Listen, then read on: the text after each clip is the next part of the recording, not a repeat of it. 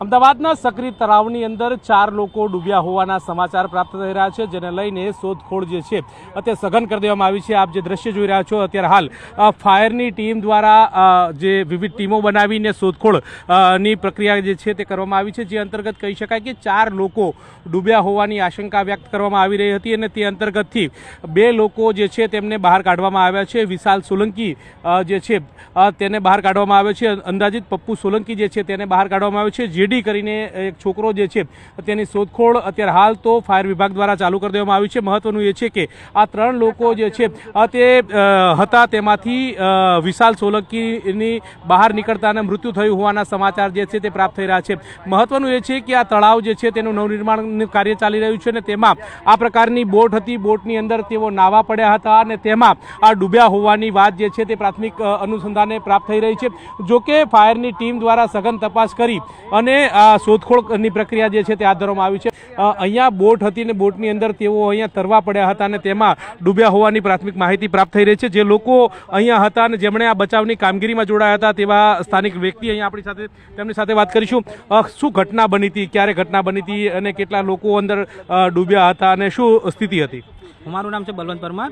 હું અહીંયા ગાયત્રીમાં 20 વર્ષથી રહી રહ્યો છું। અહીંયાથી બાજુમાંથી નીકળ્યો તો મને અહીંયાથી બૂમ મારી, તો એકદમ દોડી આવ્યો હું। દોડી આવ્યો તો મને પૂછવામાં આવ્યું કે તમને તરતા આવી રહ્યો છે, તો હા કે મેં કીધું, તો મને કીધું કે અહીંયા જ પડી રહ્યા છે। તો હું એકદમ અંદર કૂદ્યો અને અંદર પાણીની અંદર બરબુડિયા બોલી રહ્યા હતા, તો હું અંદર એકદમ પડ્યો। તો પડ્યો, મને પણ એવો અહેસાસ લાગ્યો કે આની અંદર છે કોઈ, અને અત્યારે હાલની અંદર 2ને કાઢી લીધા છે અને જે પહેલો જે કાઢ્યો એના આપણે કેટલા લોકો અંદર હતા, કેટલા લોકોની આશંકા વ્યક્ત કરવામાં આવી છે, કેટલા લોકોને બહાર કાઢ્યા છે એમાંથી, અને એમાંથી શું સ્થિતિ છે, કોણ કોણ નામ તમને ખ્યાલ હોય ને ખબર હોય તો? એની અંદર ટોટલ 4 જણા હતા, એમાં એક જણ બહાર દોડી એકદમ આવી ગયો હતો, એની તો આપણે કોઈ ગણતરી જ નથી થતી। એટલે હાલની અંદર ખાલી 3 છોકરા અંદર પડ્યા છે। 3 છોકરા પડ્યા, એમાં એકનું નામ છે આપણે વિશાલ કરીને, વિશાલ આપણને મળી ગયો। બીજો નામ છે પપ્પુ, પપ્પુ પણ મળી ગયો છે, અને હજી એક છોકરો અંદર પડી રહ્યો છે। દોઢ કલાક જેવો કમસે કમ સમય થઈ ગયો છે।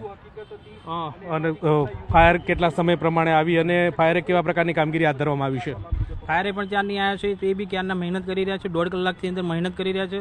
તો હજી પણ મહેનત એમની ચાલુ છે। એ લોકોને 2ને એમને સફળતા મેળવી લીધી છે, એકની હજી બાકી રહી છે।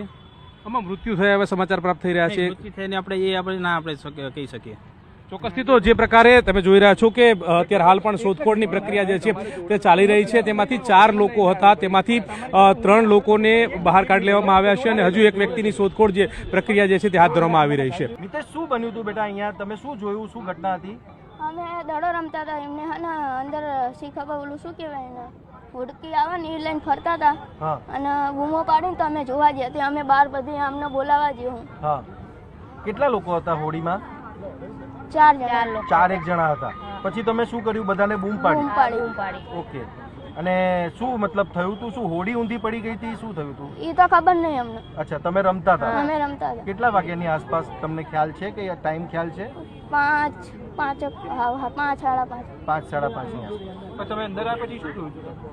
એ બૂમો પાડતા હતા, તમે કોઈને બોલાયા ખરા? હા, અમે બધાને બોલાવ્યા। હા, અહીંયા જે વાત થઈ એ પ્રમાણે તળાવની અંદર સફાઈ માટેનો જે કોન્ટ્રાક્ટ મલેરિયા વિભાગ દ્વારા આપવામાં આવે છે એની બોટ જે છે એ અંદર હતી એવી પ્રાથમિક માહિતી પ્રાપ્ત થઈ છે।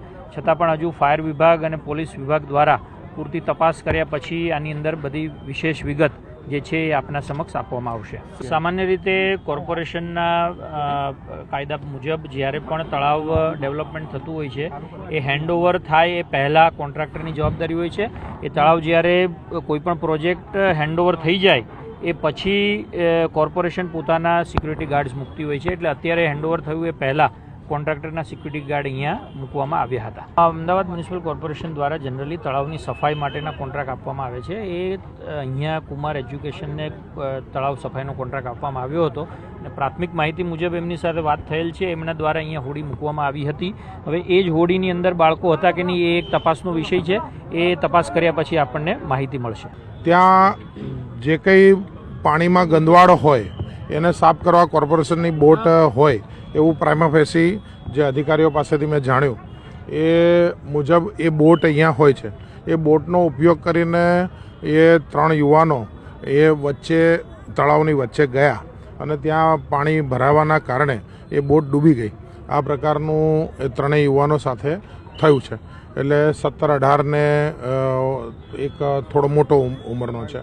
એટલે આ 2 લોકોની બોડી મળી છે અને એકનું હજી શોધખોળ ચાલુ છે. વિષય એટલો જ છે કે બોટ કોર્પોરેશનની હતી જેમાં એમણે આવશ્યકતા જવાની હતી નહીં અને એ બોટનો જે ઉપયોગ એમણે કર્યો છે તો એ શા કારણે કર્યો એ તપાસના અંતે ખબર પડશે.